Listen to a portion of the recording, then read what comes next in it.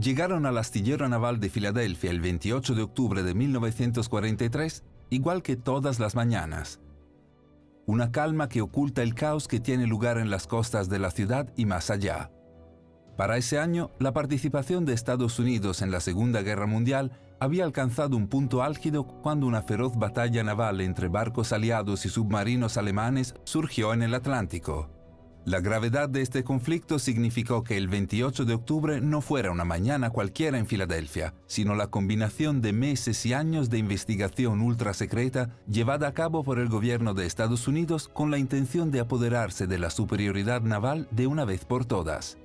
Evidentemente, el ejército de los Estados Unidos, junto con algunas de las mentes científicas más importantes del mundo, hombres como Nikola Tesla y Albert Einstein, habían estado trabajando en una nueva tecnología que haría invisibles sus naves, una especie de dispositivo de camuflaje de las páginas de ciencia ficción.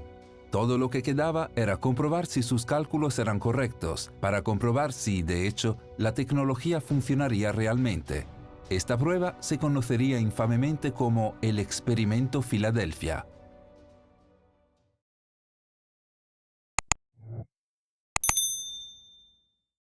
Allí, en el astillero naval de Filadelfia, se encontraba el USS Eldridge, un barco equipado con grandes generadores y otros equipos extraños que confundían a los miembros de la tripulación desprevenidos. A una hora predeterminada, el equipo se activó. Los poderosos generadores se encendieron. De repente, una niebla verde azulada comenzó a rodear el Eldridge, y en un destello de luz, la nave desapareció, desapareciendo en el aire. Poco tiempo después, el Eldridge reapareció inesperadamente a más de 200 millas de distancia, en Norfolk, Virginia. Un hecho confirmado por la tripulación del SS Andrew Furuseth, que estaba anclado en Norfolk ese día. Luego, tan repentinamente como había aparecido, el Eldridge desapareció de nuevo, antes de reaparecer milagrosamente de regreso a Filadelfia. Lo más increíble es que, lo que sea que haya sucedido en su viaje, el Eldridge parecía haber viajado 10 minutos atrás en el tiempo. Los científicos y el personal militar de Filadelfia se apresuraron al barco en una loca carrera para averiguar qué había sucedido. Lo que encontraron fueron escenas de horror inimaginable. Los miembros de la tripulación cubiertos de terribles quemaduras, algunos activamente envueltos en llamas, otros se habían vuelto locos gritando y divagando incoherentemente. Lo más inquietante es que algunos miembros de la tripulación se habían incrustado en el casco de acero de la nave, fusionados, todavía vivos, con partes del cuerpo que sobresalían en ángulos grotescos. Esto no es el tipo de cosas que se ven en las noticias de la noche. De hecho, lo que sea que sucedió ese día fatal en Filadelfia, supuestamente causó que el gobierno abandonara el proyecto e intentara eliminar todo registro de que el experimento Filadelfia alguna vez tuvo lugar. Y podrían haber tenido éxito, si no fuera por un autor excéntrico llamado Morris K. Jessup y las curiosidades de las circunstancias. En 1955, Jessup escribió un libro llamado El caso del ovni, que hablaba de antigravedad, electromagnetismo y superciencia prehistórica, convirtiéndolo en una celebridad entre los teóricos de la conspiración. Tal vez en consecuencia, en 1956, Jessup recibió la primera de las que se convertirían en más de 50 cartas escritas a mano de un hombre que se hace llamar Carl M. Allen. En las cartas, Allen afirmó haber sido miembro de la tripulación del USS Eldridge el día en que tuvo lugar el experimento Filadelfia. Describió cómo la nave había sido teletransportada a través del tiempo y diferentes dimensiones, encontrándose con lo que Allen describió como extraterrestres en el camino. Conmocionado por lo que Allen estaba diciendo, Jessup intentó repetidamente investigar las afirmaciones, rogándole a Allen que proporcione evidencia física. Pero al no encontrar nada tangible para corroborar la historia, parecía que Jessup tendría que darse por vencido y descartar a Allen como un loco más. Eso fue hasta 1957, cuando la Marina de los Estados Unidos se puso en contacto con Jessup y le pidió que viajara a Washington, D.C. para una reunión con funcionarios gubernamentales y militares de alto rango. Aparentemente, la Oficina de Investigación Naval había recibido un paquete que contenía una copia del libro de Jessup con una serie de notas escritas a mano garabateadas dentro. La nota hablaba de tecnología extraterrestre y viajes en el tiempo. Mientras que la escritura de las notas estaba diseñada para dar la impresión de que fueron escritas por 3 autores diferentes, Jessup reconoció de inmediato que las 3 fueron realizadas por Carl M. Allen. Después de un interrogatorio intensivo, Jessup dejó DC y regresó a casa, confundido en cuanto al interés de la Marina en afirmaciones tan increíbles y sin fundamento. Aún más curioso, poco después, la Marina publicó 127 copias del libro de Jessup con las notas escritas a mano de Allen incluidas. Luego, en 1959, apenas 3 años después de que comenzara su correspondencia con Allen, Jessup fue encontrado muerto de un aparente suicidio. Mientras Allen continuó enviando cartas a sus amigos y familiares, detallando sus experiencias con el experimento Filadelfia durante muchos años después, la historia se desvaneció de la memoria, ignorada, olvidada, solo otra teoría de la conspiración. La historia del experimento Filadelfia en realidad se remonta mucho más allá de 1943 e involucra algunas de las mentes más grandes de la historia, incluido el legendario inventor Nikola Tesla. Ya en 1895, Tesla había estado experimentando cómo la electricidad y los campos magnéticos podían influir en el espacio y el tiempo. En marzo de ese año, el periódico New York Herald publicó una historia curiosa, en la que un reportero había encontrado a un Tesla de aspecto desaliñado solo en un café una tarde. «Me temo», comenzó Tesla cuando fue recibido por el reportero, «que no encontrarás en mí un compañero agradable esta noche. El hecho es que hoy casi muero. La chispa saltó 3 pies en el aire y me golpeó aquí en el hombro derecho. Si mi asistente no hubiera cortado la corriente al instante, podría haber sido mi fin». Le describió al reportero cómo, al ser alcanzado por la chispa eléctrica, unos 3,25 millones de voltios lo habían sacado de su ventana espacio-temporal. Podía ver el pasado, el presente y el futuro al mismo tiempo, explicó. Parecía como si Tesla estuviera diciendo que sus experimentos habían llevado a algún tipo de presciencia o quizás incluso a algún tipo de viaje en el tiempo. Para la década de 1930, Tesla, quien ya era una leyenda, estaba trabajando en la Universidad de Chicago realizando experimentos tratando de hacer un cuerpo invisible a través de la electricidad. Este fue el trabajo que se convertiría en la base del experimento Filadelfia. En 1939, el trabajo se trasladó al Instituto de Estudios Avanzados de Princeton. Fue allí donde, según los informes, Albert Einstein se unió al proyecto, junto con otros científicos destacados. Para 1941, Tesla y estos científicos estaban trabajando en el proyecto explícitamente para el gobierno de los Estados Unidos. Fueron Tesla y su equipo quienes supuestamente hicieron los cálculos, redactaron las especificaciones técnicas e incluso construyeron los generadores masivos para lo que se convertiría en el experimento Filadelfia. Pero luego, antes de que se llevara a cabo el experimento, Tesla se alejó repentinamente del proyecto, supuestamente advirtiendo a su salida de un desastre seguro si el proyecto avanzaba, debido a un problema de personal que se produciría. Tesla, un ferviente humanitario como era, no pudo soportar las horrendas consecuencias que predijo que sufrirían los miembros de la tripulación del USS Eldridge, por lo que renunció al proyecto después de hacer todo lo posible para evitar el experimento. Por supuesto, en medio de una guerra global, el gobierno de Estados Unidos no abandonó la investigación en la que había invertido tantos recursos.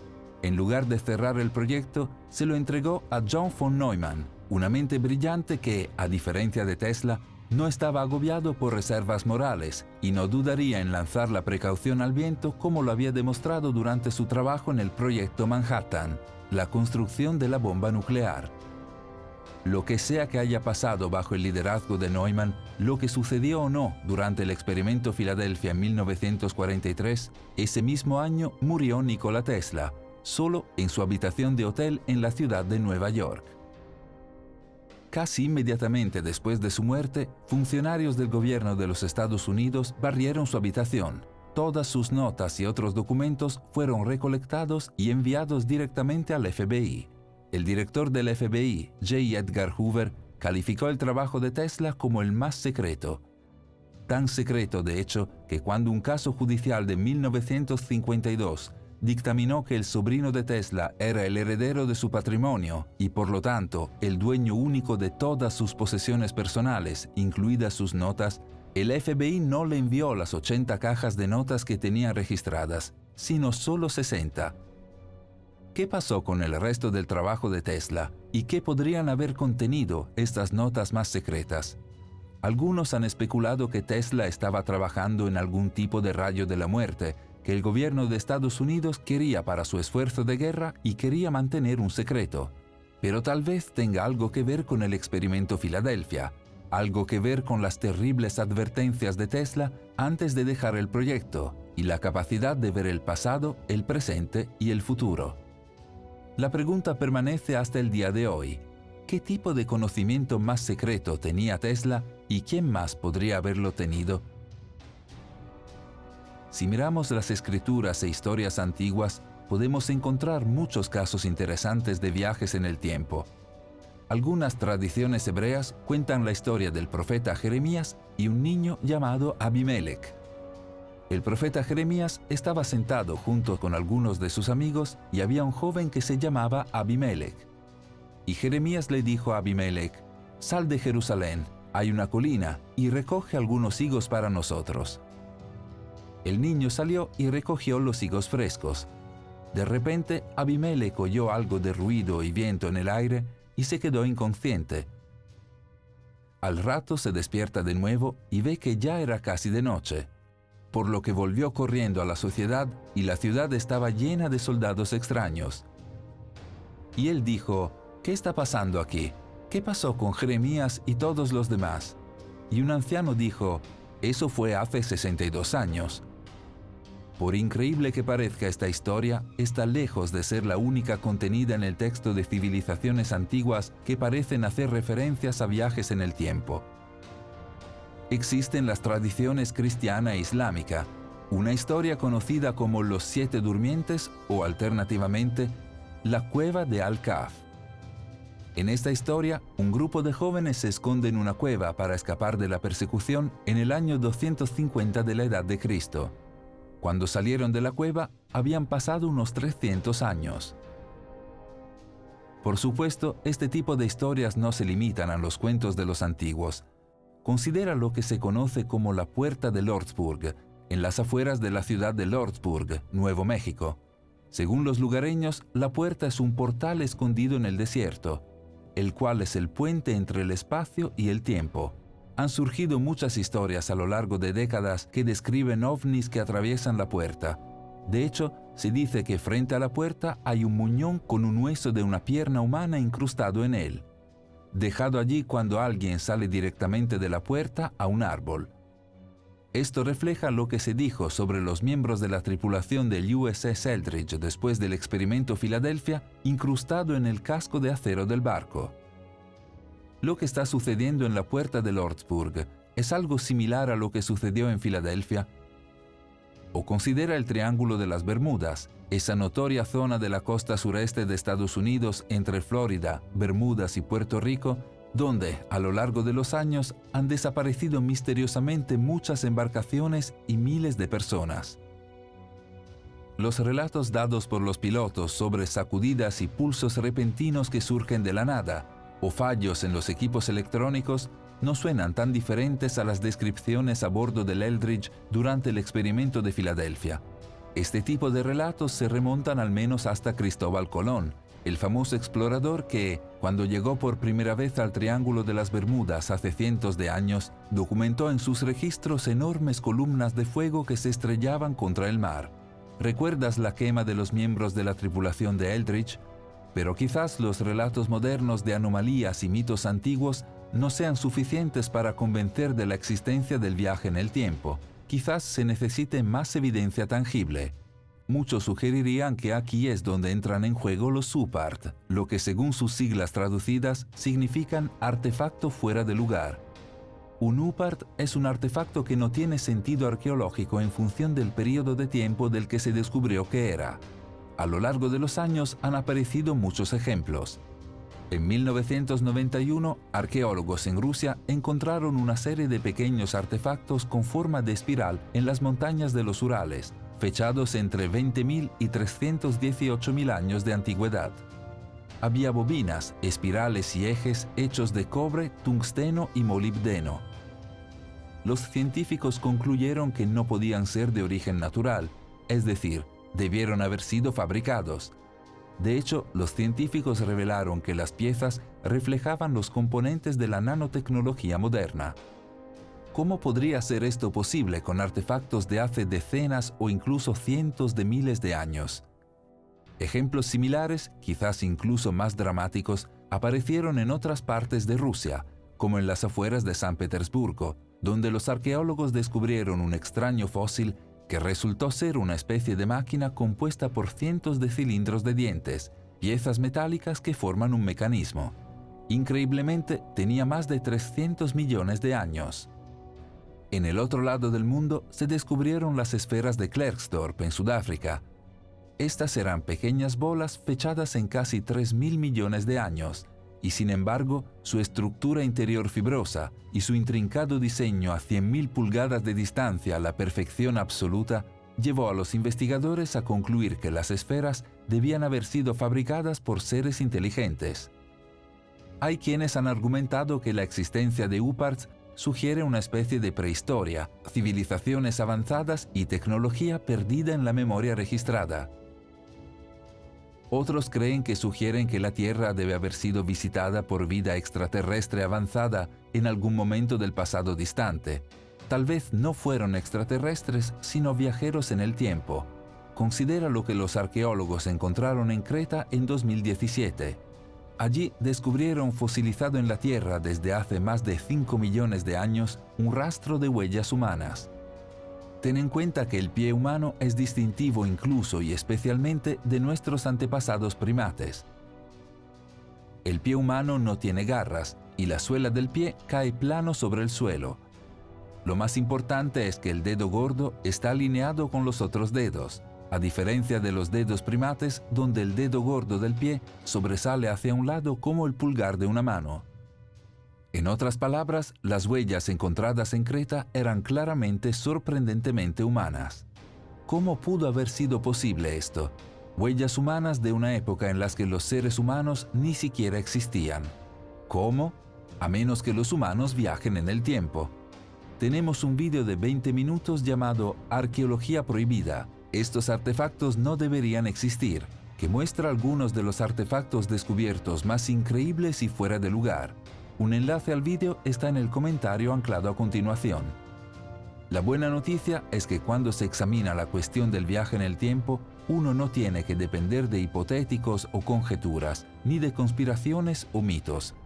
No, simplemente se puede confiar en el campo de la ciencia. Pero primero examinemos una historia de la India. En la antigua epopeya sánscrita conocida como Mahabharata, escrita alrededor del 400 a.C., hay una historia de un rey llamado Kakudmi, que necesitaba encontrar un marido para su única hija. Como suelen hacer los padres, el rey Kakudmi descubrió que nadie era lo suficientemente bueno para su pequeña. En la desesperación, el rey y su hija viajaron al reino de los dioses para pedirle consejo al dios Brahma. Cuando llegaron, Brahma estaba escuchando una actuación musical, y por eso tuvieron que esperar. Cuando finalmente lograron una audiencia con Brahma, el rey expuso su propuesta. ¿Con quién desposaré a esta hija?, preguntó. He venido a preguntar sobre este punto. He buscado muchos príncipes y he visto también muchos de ellos, y ninguno de ellos es a mi gusto, por lo que mi mente no descansa. A esto Brahma se rió y respondió: «Oh rey, los príncipes que pensaban que se convertirían en el novio de tu hija, todos murieron. Sus hijos y nietos y sus amigos incluso han fallecido. El tiempo, explicó Brahma, corre de manera diferente en diferentes planos de existencia. En el poco tiempo que el rey y su hija habían esperado una audiencia en el reino de los dioses, habían pasado 27 Chateau'Eura, o 116 millones de años en la Tierra. Lo interesante de esta historia no es su supuesta verdad o la falta de ella, sino más bien cuán estrechamente su conceptualización del tiempo refleja la de la ciencia moderna, y específicamente el trabajo de Albert Einstein. En su teoría de la relatividad especial de 1905, Einstein describe cómo el tiempo es relativo al marco de referencia del observador, es decir, depende del movimiento del observador y de la fuerza de la gravedad. En otras palabras, el tiempo pasaría de manera diferente para una persona en el espacio que en la Tierra, como lo hace Reika Kudmi mientras se encuentra en el reino de Brahma en el Mahabharata. Escrita hace casi 2500 años, la historia de Reika Kudmi ilustra lo que los científicos modernos llamaron dilatación del tiempo. Esto a menudo se expresa usando la parábola de las gemelas. Como se describe en la revista Forbes, una gemela se queda en casa mientras que la otra hace un viaje de ida y vuelta al espacio exterior, viajando casi a la velocidad de la luz durante 10 años, según lo medido por la gemela que se queda en casa.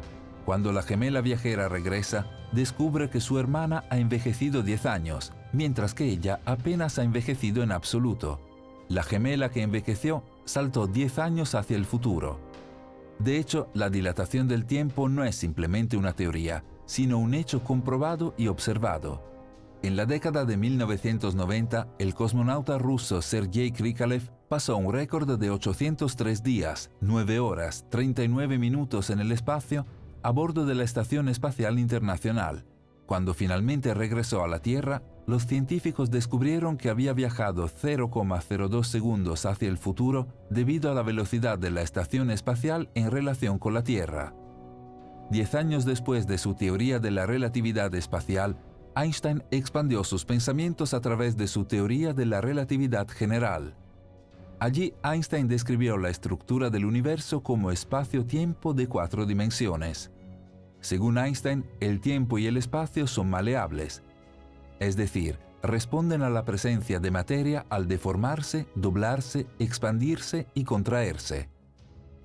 De esta manera, el espacio-tiempo se puede plegar creando un atajo entre dos ubicaciones diferentes, un fenómeno conocido como agujero de gusano, simplemente un embudo con dos extremos que emergen en dos puntos diferentes del espacio-tiempo.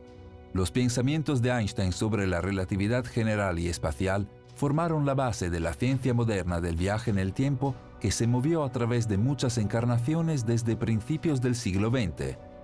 En 1937, un físico escocés llamado William Jacob van Stockum aplicó la teoría de la relatividad a lo que él llamó arrastre de cuadros.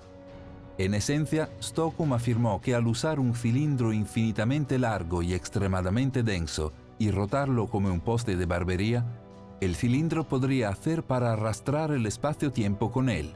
En tal situación, se puede crear un camino en el espacio-tiempo de 4 dimensiones que comienza y termina en el mismo punto. Esto fue descrito por Kurt Gödel en 1949 como una curva de línea de tiempo cerrada que viaja a través del tiempo al emprender un camino y regresar al momento exacto en el que comenzaste. Un poco como volar tan al oeste que estás de regreso en el este. En la década de 1980, científicos como el físico teórico Kip Thorne estaban construyendo teorías sobre cómo una boca de un agujero de gusano podría mantenerse fija mientras la otra se mueve a una velocidad cercana a la de la luz para crear una máquina del tiempo. En los tiempos modernos, los científicos han seguido ampliando el trabajo de sus predecesores, desarrollando teorías sobre el viaje en el tiempo y quizás acercando cada vez más el acto que antes se creía imposible. De hecho, en 2020, la mayoría de los principales medios de comunicación informaron de un gran avance.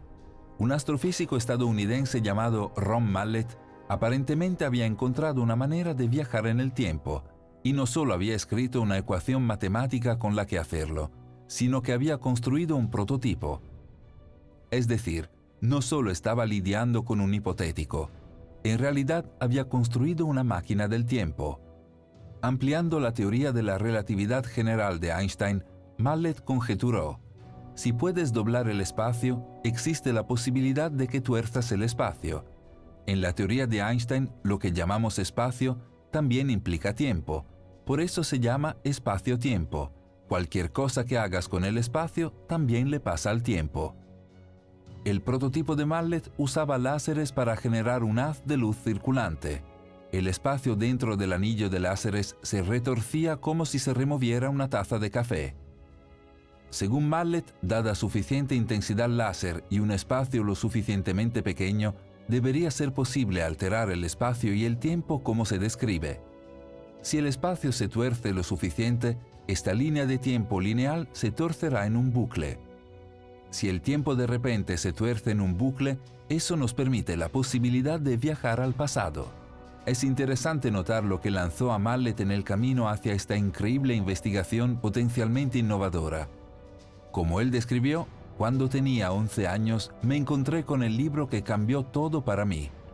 Eso fue La máquina del tiempo de H.G. Wells. Escrita en 1985, La máquina del tiempo generó generaciones de libros, películas y programas de televisión de ciencia ficción.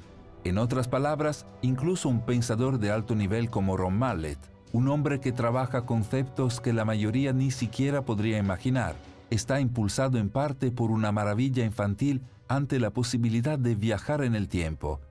Esa sensación que todos tenemos cuando leemos Wells o vemos Regreso al futuro por primera vez. Es innegable que hay una especie de romance en la idea del viaje en el tiempo que atrae tanto al genio como a la persona común. Solo considera a Stephen Hawking, quizás el pensador más grande de nuestro tiempo, que se entrega a una astucia infantil en lo que respecta al viaje en el tiempo. En 2009, Hawking organizó una fiesta en la Universidad de Cambridge con globos, un gran buffet y champán con hielo. Hawking, con smoking, explicó con picardía: «Me gustan los experimentos sencillos y el champán». Para comprender el experimento del que estaba hablando, basta con mirar la invitación de la fiesta. Le invitamos cordialmente a una recepción para viajeros en el tiempo organizada por el profesor Stephen Hawking, que se celebrará en la Universidad de Cambridge, Gonville y Caius College, Trinity Street, Cambridge.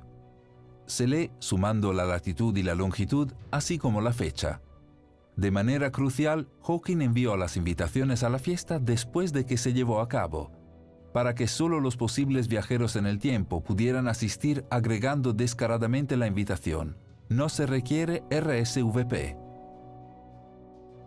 Como explicó Hawking mientras esperaba con una copa de champán, espero que las copias de la invitación de una forma u otra sobrevivan durante muchos miles de años. Tal vez algún día alguien que viva en el futuro encuentre la información y use una máquina del tiempo de agujero de gusano para volver a mi fiesta, demostrando que algún día será posible viajar en el tiempo. Desafortunadamente para Hawking, ningún viajero del tiempo se presentó a la fiesta, aunque esto no le amargó el estado de ánimo. «Qué lástima», bromeó. «Esperaba que una futura Miss Universo entrara por la puerta». Quizás la mayoría de ustedes está pensando que, si viajar en el tiempo es posible, entonces, ¿por qué ninguno de nosotros ha regresado en el tiempo para ganar la lotería y convertirse en millonario? Bueno, hay una historia interesante de un hombre que podría haber hecho precisamente eso, no en la lotería, sino en el mercado de valores. En marzo de 2003, el FBI arrestó a un hombre de 44 años llamado Andrew Carlson, que acababa de disfrutar de la carrera más afortunada en la bolsa de valores de la historia. En tan solo 2 semanas convirtió una inversión de $800 en 350 millones. Naturalmente, esto llamó la atención de las autoridades, pero en lugar de la negación habitual, Carlson sorprendió al FBI con una confesión completa de 4 horas. No era un comerciante de información privilegiada ordinario. Sus 126 operaciones de alto riesgo habían valido la pena, porque siempre supo lo que harían, porque Andrew Carlson era un viajero en el tiempo de 250 años en el futuro. Al principio, la confesión de Andrew no fue creída.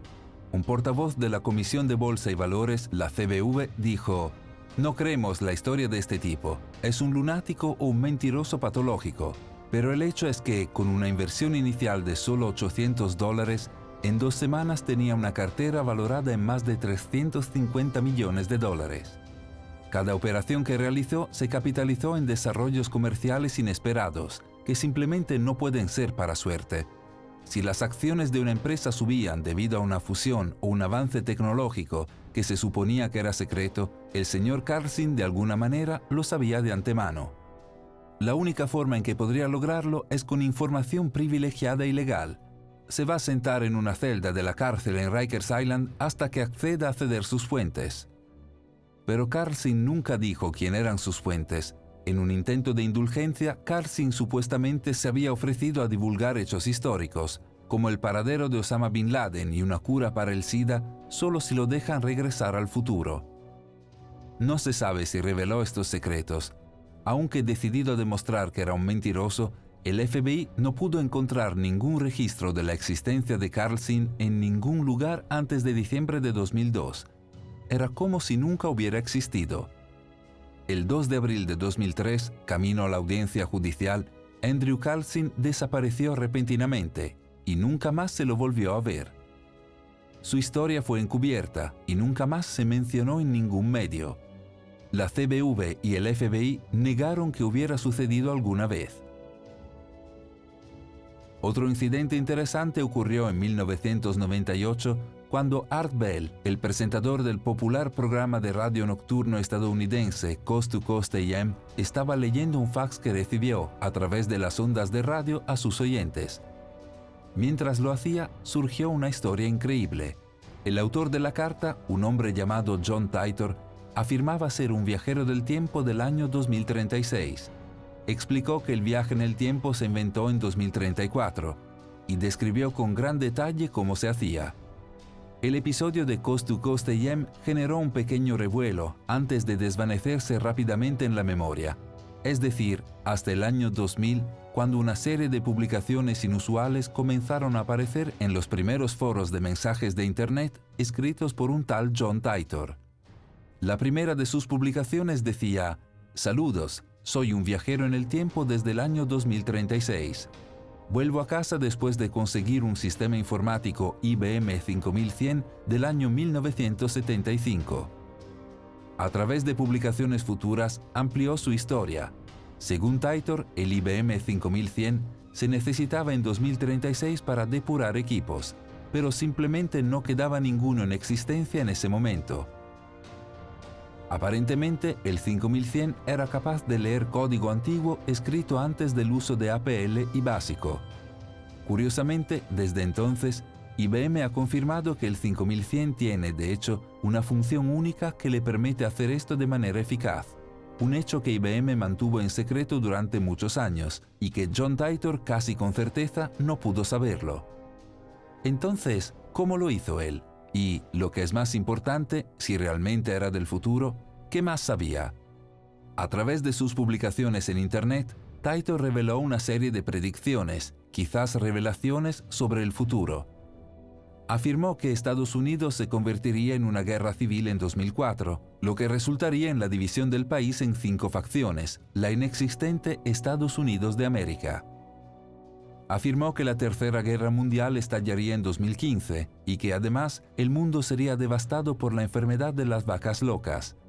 En otras palabras, probablemente no era un viajero en el tiempo real, ya que estas profecías resultaron incorrectas, excepto en una de sus publicaciones, Titor dijo lo siguiente: en lo que respecta al futuro, su línea mundial es aproximadamente un 2,5% diferente a la mía.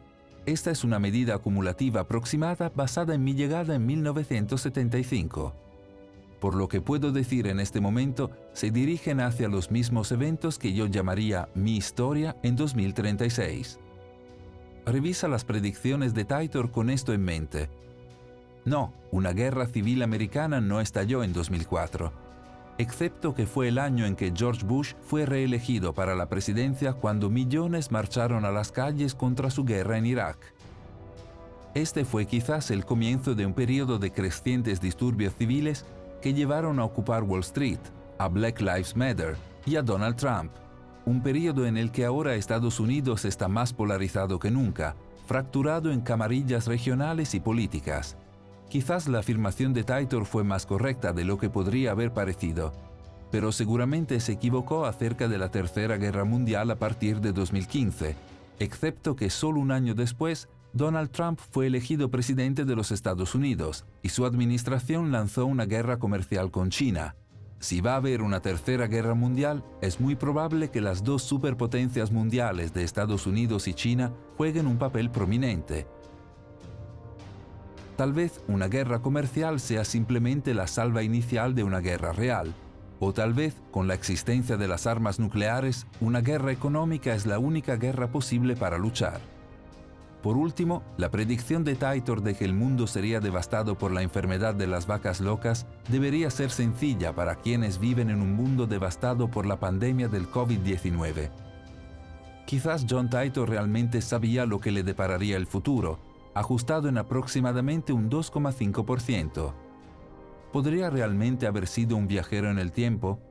Es interesante volver aquí a las palabras de Al Bielek, el hombre que afirmó haber estado entre la tripulación del USS Eldridge durante el experimento Filadelfia. Describió que durante el tiempo que pasó en 2137, los médicos le dijeron que la mayoría de las costas de la costa oeste y sureste de los Estados Unidos estaban bajo el agua. 30 años después de que Bielek hiciera esta declaración, muchos científicos se resignaban por el hecho de que este será el resultado inevitable del cambio climático. Es imposible saber si hombres como John Titor y Al Bielek eran de hecho viajeros en el tiempo. Imposible saber cuánta verdad contienen realmente las historias de conspiración moderna y textos antiguos. Pero una cosa parece segura: si los científicos modernos van a descubrir los secretos de viajes en el tiempo, es posible que quieran darse prisa o que no quede mucho para viajar.